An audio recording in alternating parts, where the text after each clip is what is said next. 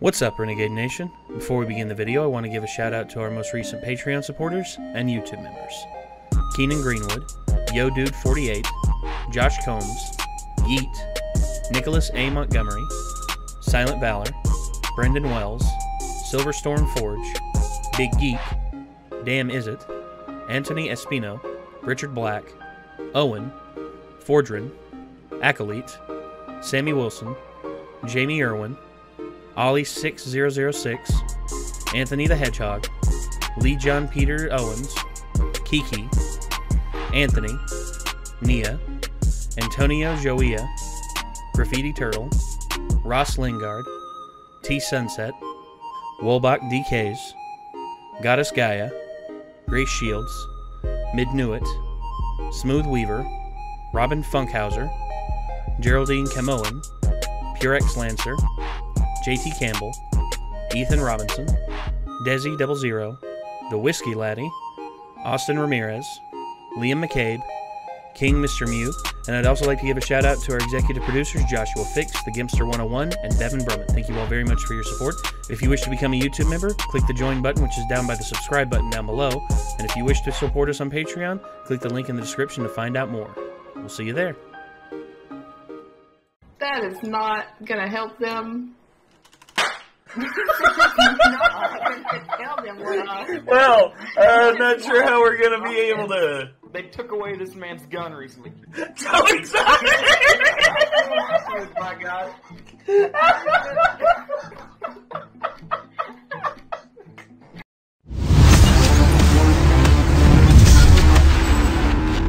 Hey everyone, Nate here, and well, I don't know if you all know this about me or not, but I'm an MMA fan.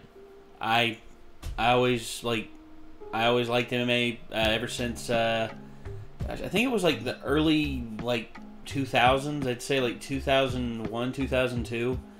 Me and my friends we saw these. We went to the movie store, and there were always these UFC VHS and then later DVDs. VHSs and DVDs for sale or for rent at the back of the movie store, and me and my friends were always just like, "Oh, what are these? What are these?" And we were never allowed to rent them because of the violence, which, amazingly, I mean, you know, as focused on violence as we're portrayed here in the United States, they wouldn't let us rent them. Maybe it's because we were I think 10, 11 years old, but we managed to watch some UFC events for I think it was I think our friend invited us over, and we watched some old MMA videos that his dad recorded, and it was jarring the first time because you were seeing people get their heads split open, blood, just big cuts above their. I remember what's his Marvin Eastman. Marvin Eastman, that's his name. The dude literally had a cut over his eye that went from the top of his the tip of his eyebrow here to up here. It looked like it looked like he'd been cut with a machete or something like that. Looked like he'd been attacked with a knife. It was terrible. It was one of the worst injuries I've ever seen. Period. And I remember that, and I also remember a few things. Gosh, when was that fight? When was that fight? Let me look at Marvin Eastman. Okay, Marvin Eastman cut. Okay, let's look at his UFC 43. When was that? UFC 43. Oh, that's the full video. I don't want to watch that. Let me look at the images. Woo! There it is. Oh, lordy. Jesus, wept. I've seen some bad cuts, in terms of MMA. I've seen some bad ones. Marvin Eastman's is up there. I would say Brock Lesnar's, when Cain Velasquez tuned his ass up, and he had a massive gash under his cheek right here. Robbie Lawler and his upper lip was cut up here. I think it was from knee that Rory McDonald gave to him. But either way, I'm an MMA fan, and certain rules in MMA, to me, don't make much sense. There's, like, the 12 to 6 elbows, which, again, John Jones did that, and that is literally his only loss on his record. Apparently, John Jones' only weakness is 12 to 6 elbows, and bad boner pills, and, you know, cocaine, and driving while intoxicated, and also driving while intoxicated and hitting a pregnant woman. Anyway, John Jones is not a good person. He's not. And anyway, we got these queued up here. Let's this is the 10 precise moments that changed that forever changed MMA rules. Let's give it a watch. Here we go.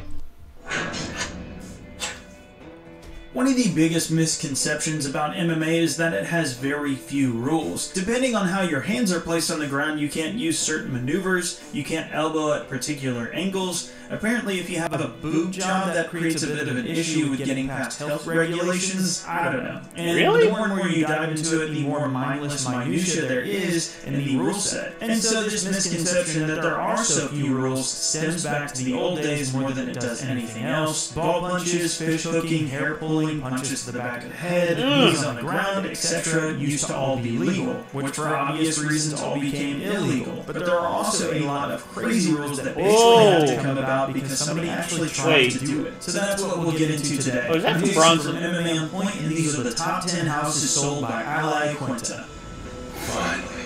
Number 10, the Mac Mansion. I don't know what just happened there. My bad. These are 10 precise fight moments that forever changed MMA rules. Number 10, Vaseline Gate. Prior to almost all fights UFC in any 94, combat I remember sport, you this. could usually see GSP a cut and man BJ applying Penn. Vaseline to a fighter's face, which also Oh, I'm sorry, BJPen.com. Woo! gets topped up in between rounds. And basically the reason why is Vaseline reduces the chance of skin getting cut and minimizes the friction of incoming shots. Because obviously it's not ideal to have a fight stop just because of a cut. Yeah, But Tyson until Fury, UFC Auto 94, Wallet, a I remember fighter's that. cornerman was allowed to apply this at the end of each round. And if you've ever felt Vaseline or petroleum jelly more generically, you'll know it's extremely slippery. So when George St. Pierre's corner began illegally rubbing the substance on his shoulders, chest, and back during his welterweight title defense at UFC 94, questions reasonably arose. Yeah. Now, nobody knows that this was an honest mistake or genuine attempt to cheat since it was such an incredibly small amount,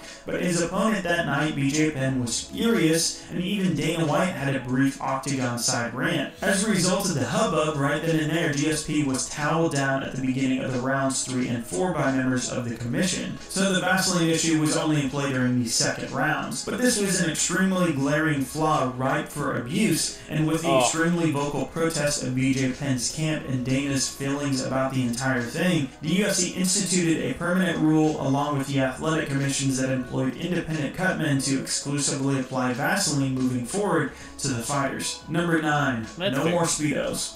Dennis Hallman. Oh, I remember this. This was embarrassing. This was just ugly. Nah. There's not many sports that have a bigger disparity in male to female fans than MMA. Our own channel's metrics reflect that pretty starkly. We're the fucking females. That's basically why we have ring girls and not Magic Mike types parading around the cage.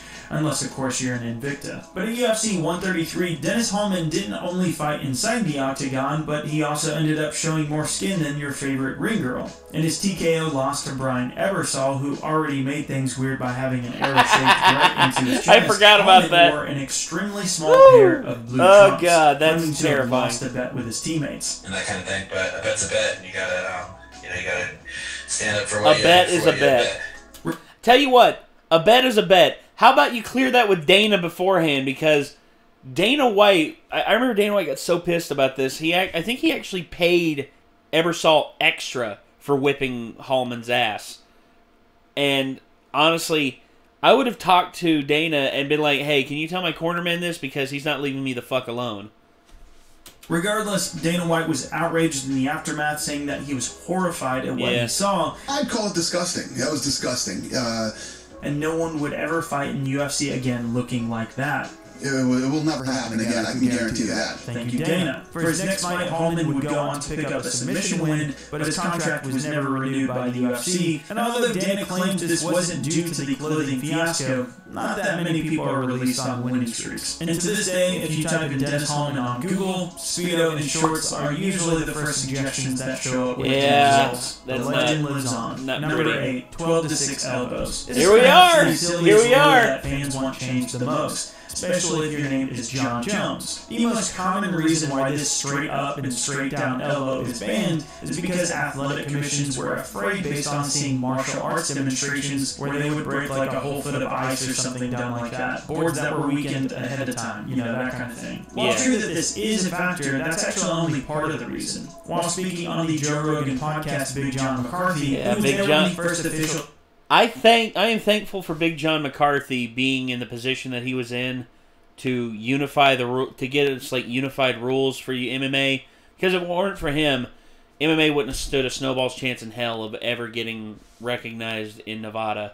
Period. The unified rules of mixed martial arts were created, explained that this technique was banned also due to one single fight. In the year 2000, 6'10" Gannon McGee faced a much smaller foe in Brad Gabriel at IFC Battleground 2. Unfortunately, we couldn't find footage of this online. It's probably in somebody's VHS player, or maybe dubbed over. The giant McGee, who would later go on to challenge for the UFC heavyweight title, blasted his opponent with these downward elbows repeatedly, and it was one of the doctors at this event who would assist John McCarthy in creating unified rules. The doctor wanted to ban all elbows at first, but settled on just banning the 12-6 downwards elbow because of John McCarthy. He cited this fight as the major reason why. Number 7, throwing an opponent over the cage. Yeah, I saw this. There weren't many rules to take out of stay. You already know he's the type of guy who wouldn't follow the rules even in modern drunk bar brawl if he felt he could get away with it. And his intentions during drunk his fight with brawler at Ultimate in 1996 led to an instant rule being created that many fans may not have even thought about. Immediately as the fight started, Abbott, who had a walkout stat that he benched over 600 pounds, rushed forward in his typical brawling manner, but then surprisingly picked up the 230-pound tried to yeet the motherfucker over the top of the cage, throwing his opponent over the octagon like it's dead or alive and ring outs are an automatic win or something. The worrying thing was Tank Abbott actually came pretty close, with Worsham explaining that only his heel and the padding saved him from the embarrassment. In the end,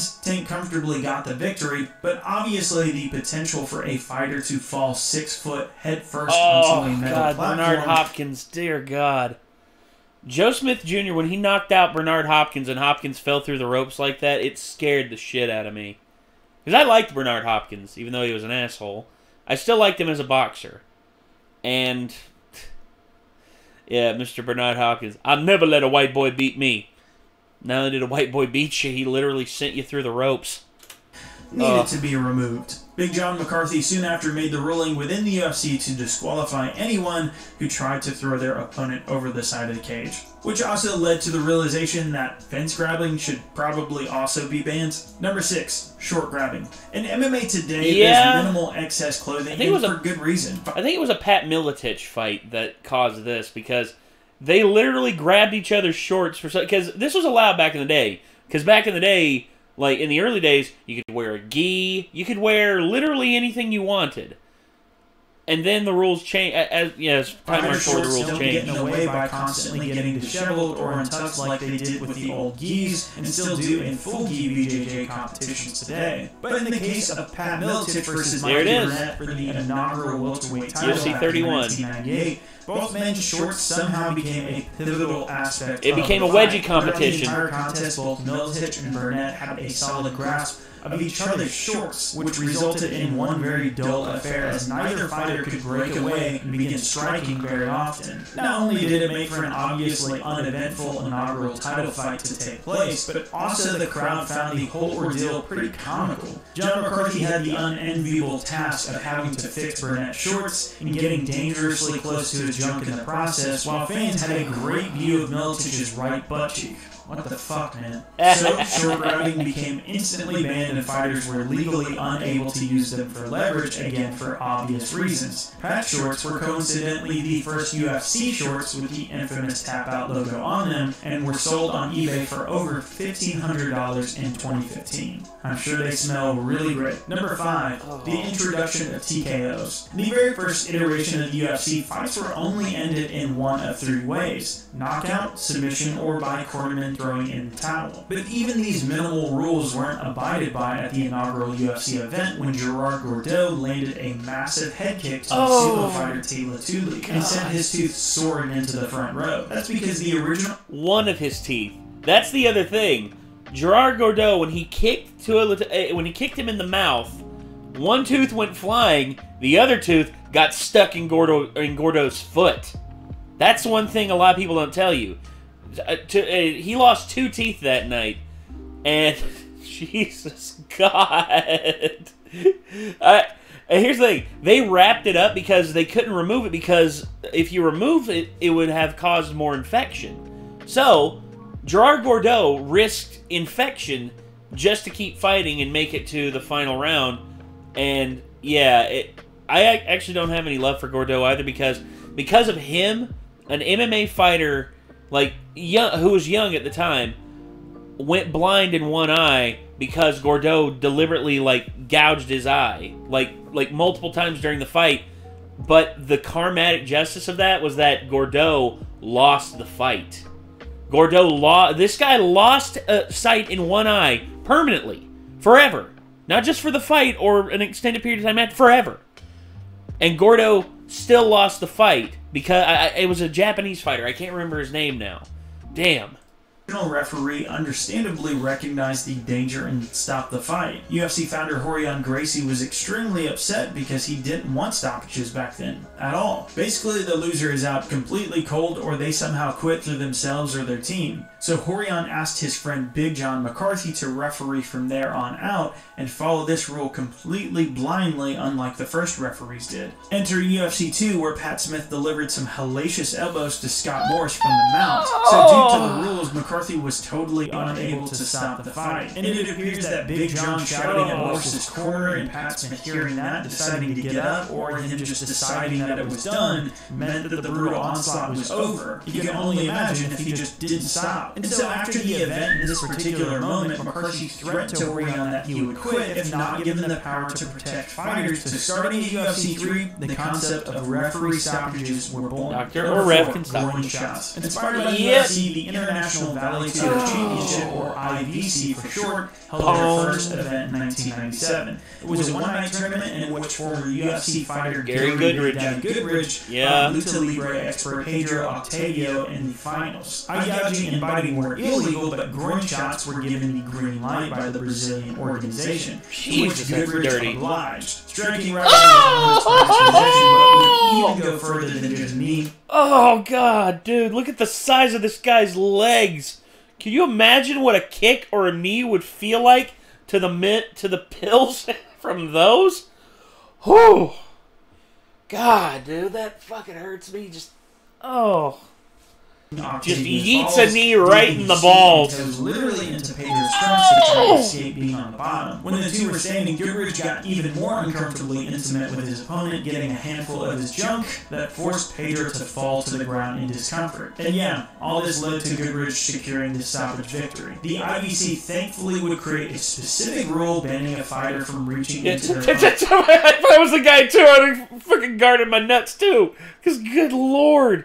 Yeah. I don't know why Gary Goodridge... Yeah, Big Daddy Goodridge. Instead of calling him Big Daddy, I'm just going to call him Gary, the Nut Crusher Goodridge, because that's all he did. That's all he wanted to do. Grab the nuts, twist. Yo, dick twist! Yo, dick twist! Rapist and murderer Joe's son by Keith Hackney. But this alone wasn't enough to force an immediate rule change, as this took place a whole 3 years later before the promotion would ban it in 1997, which coincidentally was a few months after the IVC banned it, but for totally different reasons, with mounting political pressure being the biggest reason of all. Number 3, John McCain. Ray and Greg. After their first fight at UFC won, both Royce Gracie and Ken Shamrock won various tournaments and titles before their rematch. The UFC's first poster boy Gracie won UFC 2 and 4 tournaments, while Shamrock went and conquered Pancrase, picking up the inaugural title in Japan. So obviously there was a significant amount of hype when the two rematched at UFC 5, with fans hoping to see how Ken could tackle Royce's submission game at the second attempt. But instead of the interesting grappling affair everyone had hoped for, we witnessed a whole load of inactivity, with Shamrock laying tight in Gracie's guard, just avoiding submissions most, risked anything, on top of Royce Gracie for 36 whole minutes until the fight was declared a draw, which marked the longest bout in UFC history and the first draw in the promotion ever. In order to combat this, the referees were immediately given the ability to stand up fighters for inactivity for the following event, which definitely was a great addition to the rule set. Unfortunately, this means we've seen many questionable stand-ups since then, but at least it does prevent something like this from happening. On top of this, overtime limits were formally adopted, in part to avoid, number 2, the introduction of judges. The old UFC brass definitely hated the idea of having to bring in judges. They hoped that they had addressed the issue of inactivity with ref stand-ups and overtimes, therefore preventing subsequent draws. After all, aside from Ken vs. Royce 2, 68 of the first 69 UFC fights all ended with a finish. Problem solved, right? Well, not entirely, as Ken Shamrock met Oleg Taktarov at UFC 7 with Ken's super fight title on the line, but standing both men up and asking for action didn't lead to a finish. Despite Shamrock being the aggressor, the bout lacked much activity at all, and a stoppage was never close throughout the 33 minutes. Ken claimed in his autobiography that he didn't want to inflict too much damage on Oleg, who would train with the Lions Den, but he was also known for training people ruthlessly back then with a coaching style of just beating everyone up. So sure, he also said having shoes at UFC 1 would have meant he would beat Royce Gracie. They took away my shoes because they knew that if they could take away my balance, that Royce had a better chance of beating me. Just my opinion, they cheated. But nevertheless, without any actual judges in place octagon side to score the fight, yet another big main event in UFC ended in a draw, and therefore a massive failure. In response, the next event was the first in UFC history to feature judges' scorecards and decisions, along with a 15-minute time limit in an effort to push the action further. Ironically though, during the tournament, both semifinals and the final would all go to a decision. Number 1, one championship's weight cutting. I think most of us can easily agree that weight cutting is probably the most ridiculous aspect of this sport. Nearly all fighters undergo a gruesome dehydration process just in order to not be the smaller man with a weight disadvantage a day later at fight. I was on the wrestling team for a little while. I did not have trouble making 205 back in the day. I had no problem making that. I actually was starting to lose more and more weight. I got down to 197, and my coach wanted to move me down to 189. But he asked me if I could bulk back up, and I witnessed a kid who, on a good day, weighed about, I would say, 125, 130. Cut weight down to I think it was 130, no, it was 107. God, dude. And here's the thing, this kid was state friggin' champion. Like, this kid was, like, I saw, like, the level of dedication he took for weight cutting. He never left the training room. He was, like, always on the bike, just going, had the track suit on with the trash bags and everything, just going, just trying to cut the weight. It was grueling watching him. And then to see him go in there with nothing but just, like, he would take, oh God, what was it? I forget exactly. He would, like, very light food. Like, he would, like, eat very, like, grilled chicken breast, like, unsalted, just, oh my gosh. And to see him go through that and to see him just dominate the way he did, some people are just built different. He won 2 state championships, and hell of a guy, but I haven't talked to him for hell and ever. I mean, I don't want to name drop him on here because, you know, I don't want to, because there's some I'm afraid to name drop because I'm afraid they'll kick my ass. But yeah, anyway.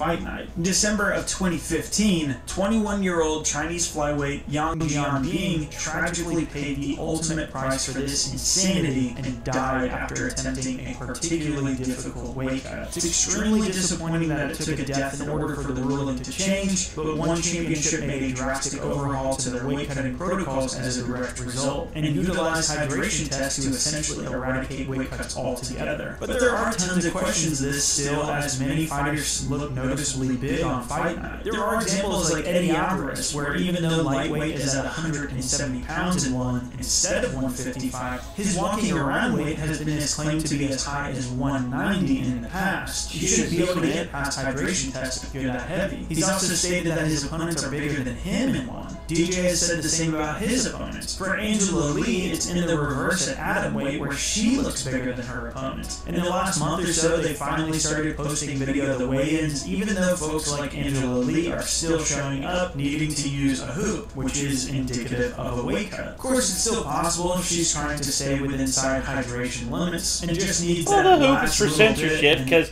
she can't just stand up on the scale with her goods showing and the article of clothing to shave it off. It just requires a bit of healthy skepticism, because if it works properly, it should definitely be brought to MMA around the world if it can do what it claims. But the death associated with this rule automatically makes it top our list, and certainly is the most important change to make before it happens under the unified rules. I'd like to thank Tom MJ Moore for editing this video. You can follow him on Twitter at Tom MJ Moore. And then I would also like to thank Charlie Howard, who helped me write this list. You can follow him on Twitter at MMA_Charlie. Thanks for watching my list, guys. If you enjoyed the video, subscribe and like. We upload at least 3 videos per week about MMA. It really helps us out when you do so. If I miss anything on this vid, let me know in the comments, and feel free to follow me on Twitter at JasonHart, or follow the official channel account at OnPointMMA. Thanks for watching so much, and I'll catch you on the next video.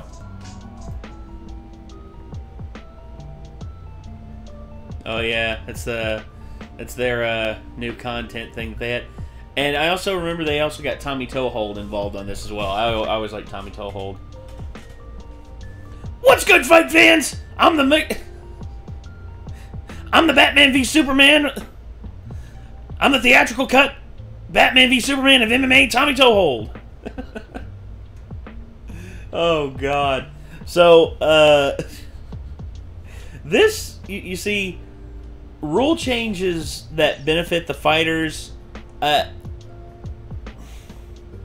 Fighter safety is something that's very important, but at the same time, if the fighter is willing to put themselves at risk for that, I mean, in truth, that's on them, but at the same time, trying to make it easier for fighters to cut weight, that's just like, when I saw Conor McGregor fighting at 145, the dude on weigh-in day looked absolutely just horrible.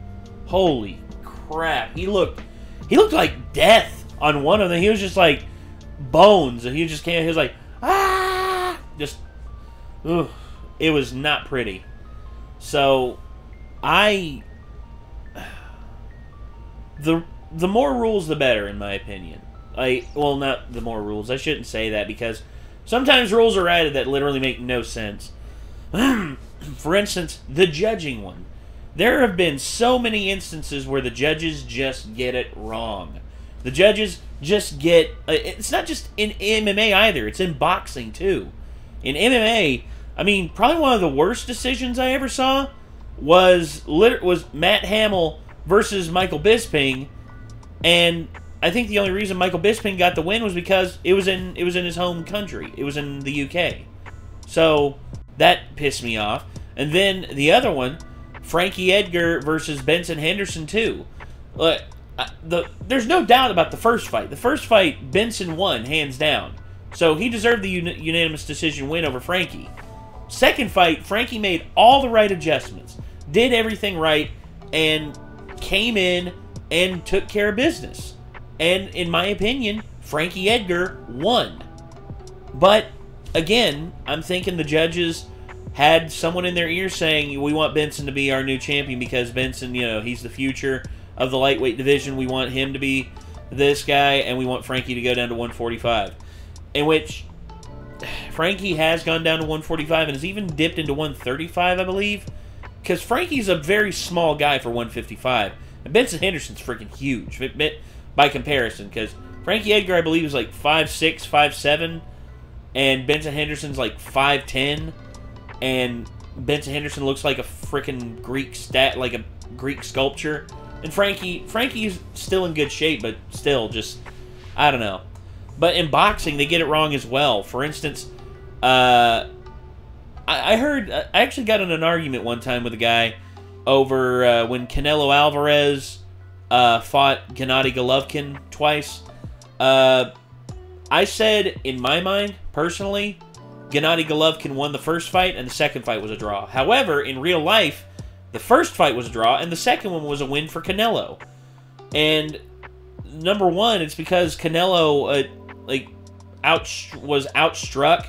Canelo did no damage. He was always the first fight, especially in the first fight, he was always on his back foot. He was always backing up. Gennady was the aggressor and he landed more shots. But then in the second fight, Canelo made some adjustments and he did better. And I think the second fight should have been scored as a draw. But instead, they scored the second fight as a win for Canelo, and then they scored the first fight as a draw, when it should have been a loss for Canelo and a win for Gennady. And my problem is, it's because of one judge involved with, I believe, all those fights. As a matter of fact, let me take a look real quick. Will there be a Gennady Golovkin Canelo Alvarez 3? Not likely, because the commission does not want Canelo to lose anymore. Max Kellerman at the fight. Let's see. Cinco de Mayo. Also, not only that, but Canelo Alvarez failed a post-fight drug test. He tested positive for a banned substance. So, yeah, I don't get it, man. I really don't get it. Let's see. Fight details. Let's see. Yeah, Adelaide Bird. There she is. Adelaide Bird. Yet again. And here's the thing. A friend of mine, who is also a boxing fan, saw this and said, hey, you know what? You're full of shit, man. Canelo didn't lose those fights. I trust the judges, man. The judges got it right. And I also remember my friend is also a huge Floyd Mayweather fan. Huge Floyd Mayweather fan. And I'm like, all right. So you're saying that trust the judges, right? So did the judges get it right with Canelo Alvarez and Floyd Mayweather? He's like, what the fuck you mean? And it's just like, oh, well, Canelo Alvarez on one judge's scorecard won on one of the he won on one of the cards, to which, or on one of the judges' scorecards, to which he was just like, oh no, man, no, he didn't. That's not, like, how's that possible? Floyd danced with him, Floyd beat him the whole thing, and lo and behold, let's see, is it Adelaide Bird? Oh no, Adelaide Bird wasn't on this one. But again, to me, referee or judges home cooking, or taking having someone whisper in their ear from the right people, wanting certain people to win or look good or not get defeated. Because as far as I'm concerned, that's how it went. But anyway, whew. Combat sports gets me sometimes, dude. Combat sports, I love combat sports because to me it's one of the most pure, like, pieces of sporting that you can attend. I've watched fights all my life. My dad was a huge boxing fan. His favorite boxer ever was Marvin Hagler. My dad loved Marvin Hagler. My dad loved Marvin Hagler so much for, number one, Marvin Hagler just being an absolute monster. Number two, also Marvin Hagler's work ethic. He never stopped working to make himself better than the guy he was fighting. Never stopped. And yeah, so this was a good list. I'll probably watch more from MMA on Point if you all are interested in seeing more. But yeah, let me know what you all think. Check out MMA on Point on YouTube. I mean, they are nearing 1 million subs. They're at 793,000. So I hope they get there. And also, UFC, let these guys use footage. For God's sakes. Like, what's wrong with that? What's wrong with them using, like, little bits of footage as long as it's within the bounds of fair use? I don't get it. Dana, work on that shit, man. Come on. Anyway, that's going to do it. Until next time, I'm Nate. I'll see you then. Peace out.